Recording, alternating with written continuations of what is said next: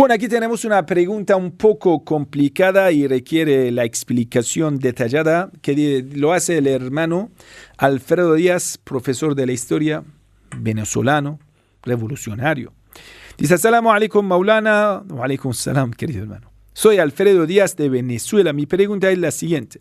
¿Qué diferencia hay entre el Islam originario del profeta Muhammad sallallahu alaihi wasallam y los imames y la conformación de las opiniones de los eruditos juristas musulmanes sabios posteriores?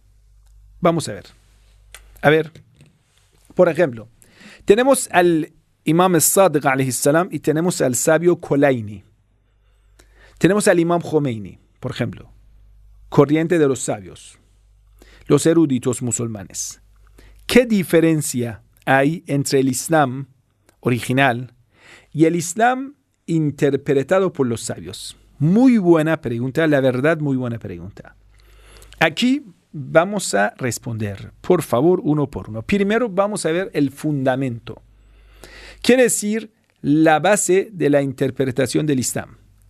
Nosotros tenemos dos conceptos. El primer concepto es el concepto católico sobre la evolución de la ideología en transcurso del tiempo. ¿Qué quiere decir? Muchos, podemos decir, historiadores orientalistas insisten que el Islam ha sufrido cambios, evoluciones durante la historia.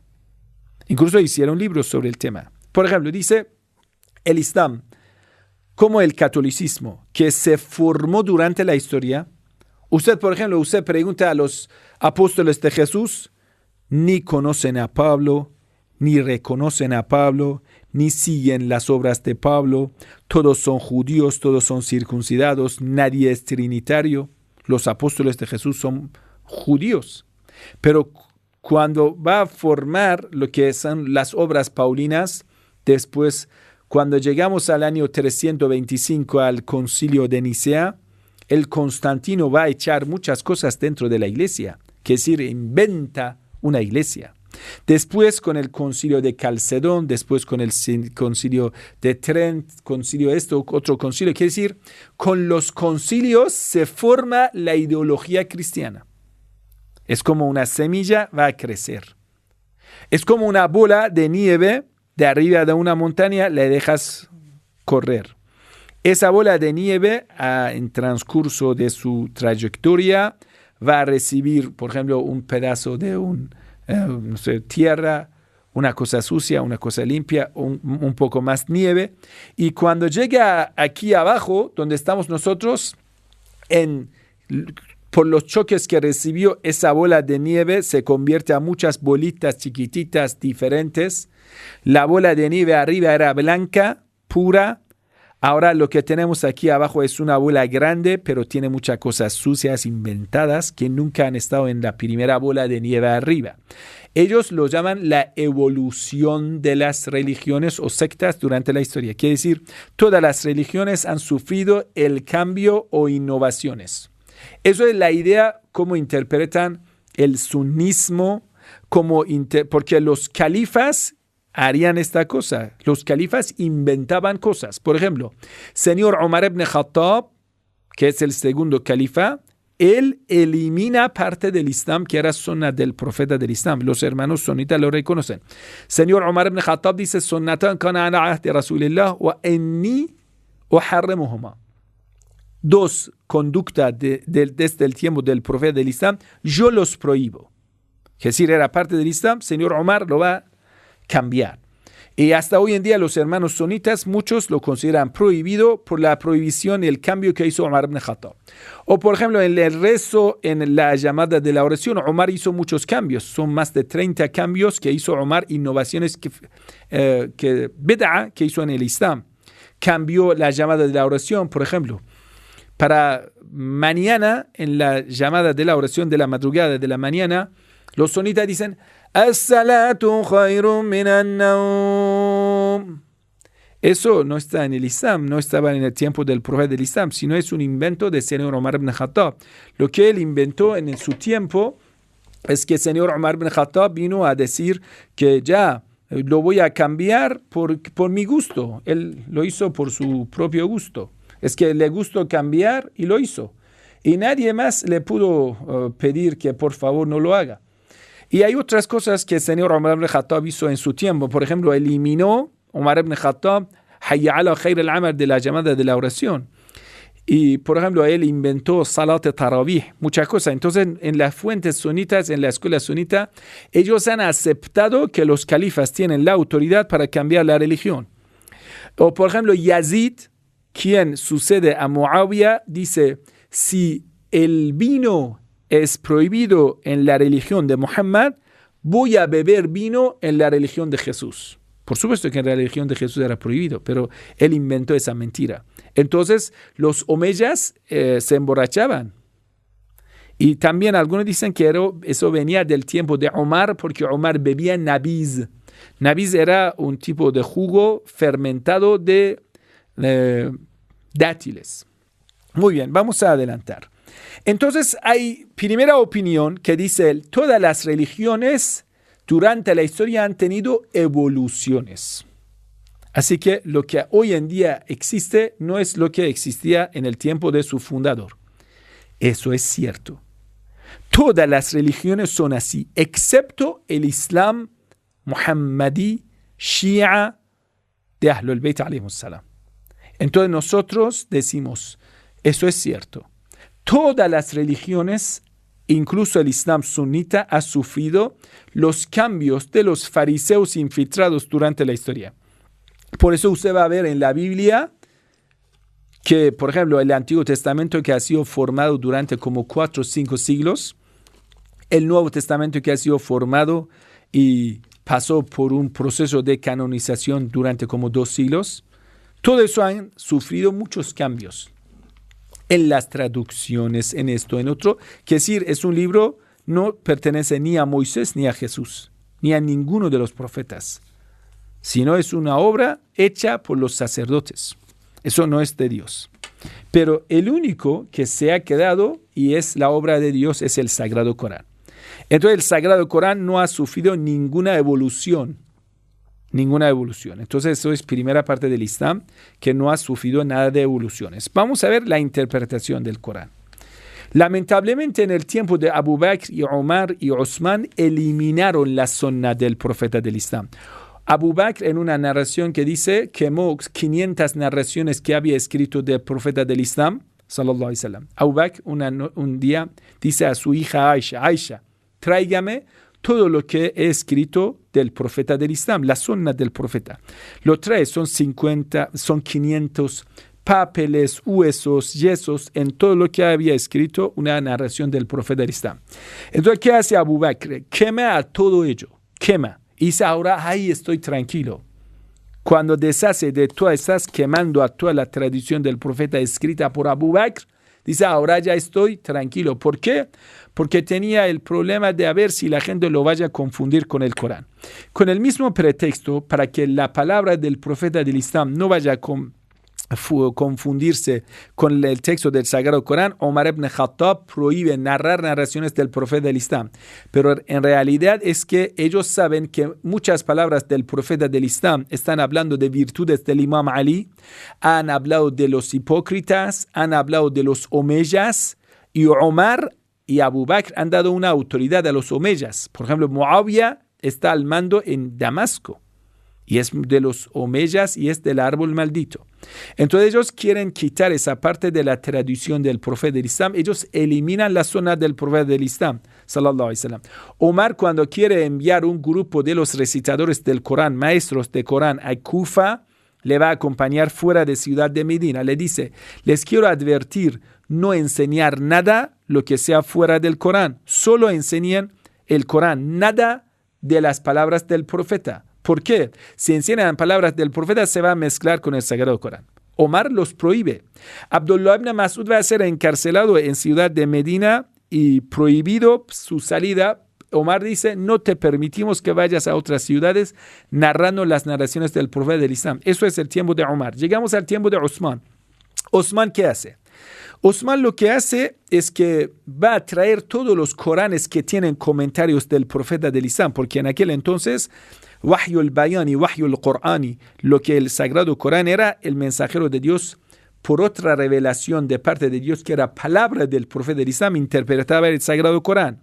Entonces todos los compañeros cuando escribían una aleya escribían la otra revelación que era explicación del profeta del Islam, que era de parte de Dios, porque el Sagrado Corán dice ma yantiqu anil hawa in huwa illa wahyun yuha allamahu shadidul quwa. Entonces, imagínense, esto todo lo recogió Osman, quemó a todos los Coranes. Al Osman lo llaman muhriqul masahif, el quemador de los Coranes. Muchos dicen por eso Osman murió de esa forma tan, podemos decir, fuerte, porque había quemado Corán. Quien quema Corán recibe la maldición. Bueno, Osman también intentó eliminar todo lo que era de la zona del profeta del Islam. Pero a ver, ¿qué tal con Ahlul Bayt? Imam Ali guardó toda la interpretación dada por el profeta del Islam. Entonces nosotros, seguidores de Ahlul Bayt, en esa parte no tenemos problema. En los sunitas, durante 100 años tenían prohibido, durante el tiempo de Muawiyah también prohibido narrar narraciones del profeta del Islam, incluso tenían prohibido hablar de virtudes del Imam Ali, muchas prohibiciones de la sunna del profeta del Islam, hasta el tiempo de Omar ibn Abdul Aziz, uno de los últimos reyes de los Omeyas. Muy bien. Volvamos al tema, pero los Shia siempre narraban las narraciones de Ahlul Bayt, pero aquí pasaron también cosas. Ahlul Bayt sí que formaban grupos de los seguidores de los sabios, primero grupo de los, podemos decir, sabios organizados por Ahlul Bayt. Ellos recibían las narraciones, las instrucciones de Ahlul Bayt, lo guardaban. Entonces las primeras fuentes más que todo se formaron estas fuentes en el tiempo de Imam Sadiq alayhi salam, que los Shia tenían más apertura porque era un tiempo de cambio de poder entre los Omeyas y los Abásides.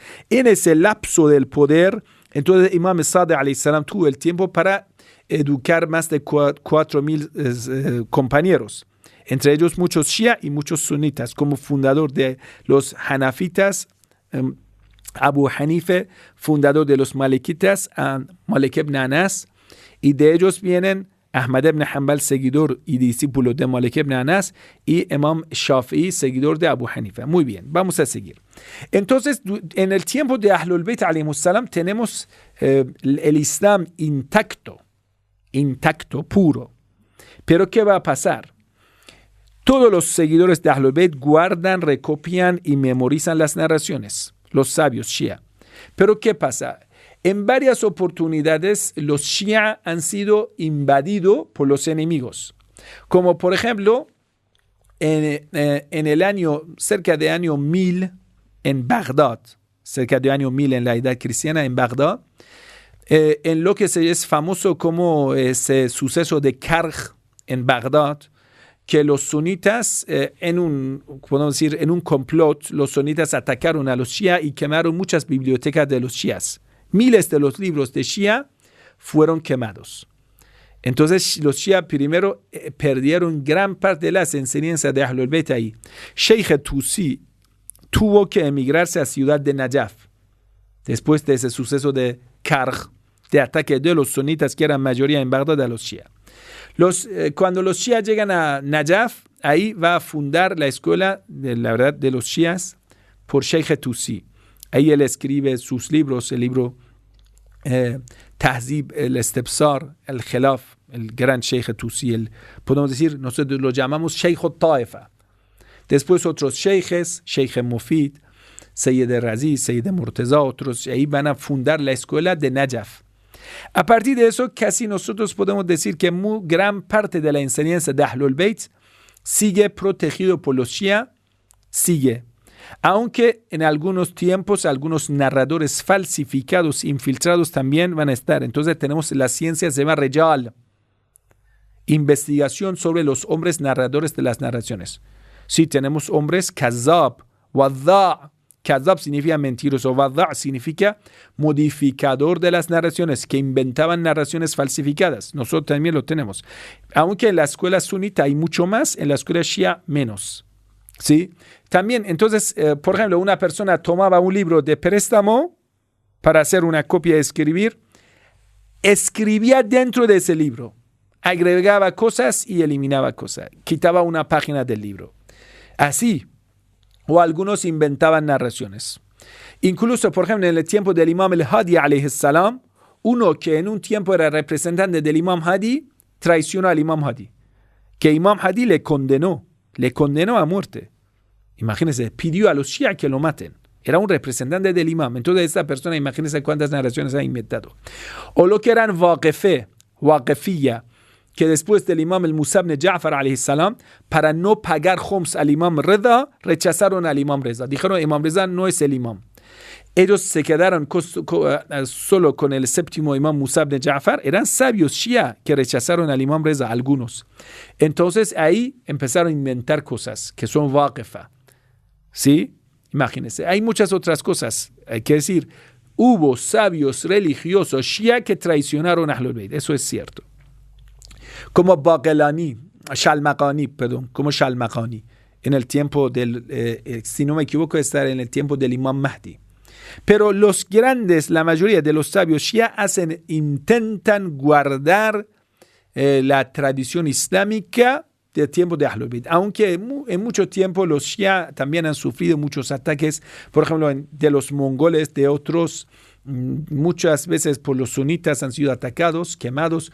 Por ejemplo, los fatimíes que eran chiitas en Egipto, por Saladino fue quemado muchas bibliotecas de los Shias. Se dice que se llenó el Nilo de libros de los Shias. Es una mentira, pero dice, cuando Al-Azhar, la gran universidad del Cairo, fue invadido por Saladino, y entonces quitaron a los Shias, lo ejecutaron, lo mataron y también quemaron muchos libros de los Shias. En muchas partes, por ejemplo, en el norte de África también pasó esto. En India pasó esto. Entonces, en gran parte, muchas veces los Shias han sufrido muchas cosas. Pero en el tiempo de los Safavides, de nuevo empezó un gran movimiento de recopilación de las obras Shias por el gran maestro Al-Lameh Majlisi, en el tiempo de Shah Abbas. Él hizo un gran intento de recopilación de las fuentes Shias perdido en el mundo, desde Egipto, norte de África, hasta India. Entonces, ahí buscaron y trajeron muchos libros, y ahora eso se llama Bihar al-Anbar. Son más de 110 tomos. Podemos llamarlo la enciclopedia Shia, que son 110 tomos. Eso se escribió hace como 4 siglos. Y después de eso vienen, por ejemplo, otros libros como Wasail al-Shia, que es del gran maestro antes, que eso también es de 4 siglos. Después viene otro, cada sabio va, podemos decir, hace las narraciones, lo van a buscar, podemos decir, las fuentes de las narraciones, a ver si hay hombres mentirosos, le quitamos de las narraciones. Entonces, uno que, por ejemplo, se llama Jamo la Hadith Shia, es una recopilación nueva de Wasail al-Shia por el gran Ayatollah Burujerdi, el sabio anterior al Imam Khomeini. Después de eso va a haber, después de la Revolución Islámica en Irán, muchos centros de la investigación de Torazo Shia, la herencia de sabiduría Shia. Es que nosotros no aceptamos ninguna innovación. Ninguna innovación no es aceptada. Ninguna innovación, ninguna interpretación que no tenga fuente en las palabras de Ahlul Bayt no es válida.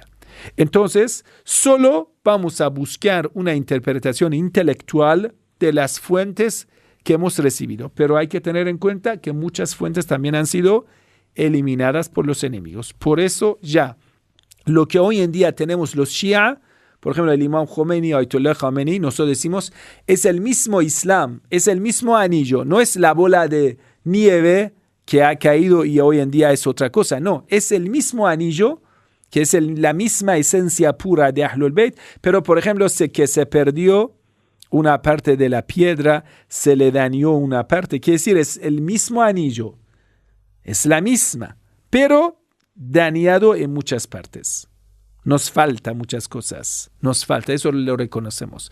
Cuando llegue al Imam Mahdi nos enseña el resto, inshallah. Que Dios le bendiga con ese resumen tan comprimido. Espero que le haya servido. Assalamu alaikum wa rahmatullahi wa barakatuh.